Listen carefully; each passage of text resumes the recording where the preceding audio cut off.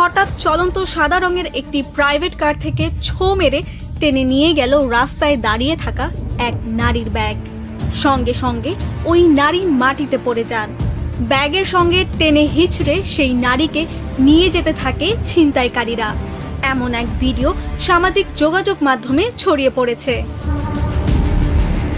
খোঁজ নিয়ে জানা যায় ২৬ এপ্রিল শনিবার সকালে রাজধানীর সিদ্ধেশ্বরী গ্রিনল্যান্ড টাওয়ারের সামনে ঘটনাটি ঘটে। ভিডিওটিতে দেখা গেছে গাড়িটি ওই নারীর সামনে আসার ১-২ সেকেন্ডের মধ্যে ভেতর থেকে একজন ব্যক্তি টান দেয়।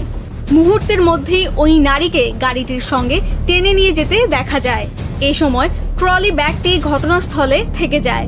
তবে আশেপাশে থাকা ৩ ব্যক্তিকে দৌড়ে ঘটনাস্থলে আসতে দেখা যায়। এই ঘটনায় ওই নারী প্রাণে বেঁচে ফিরলেও গুরুতর আঘাত পেয়েছেন। এ সময় ছিনতাইকারীরা পালিয়ে যান।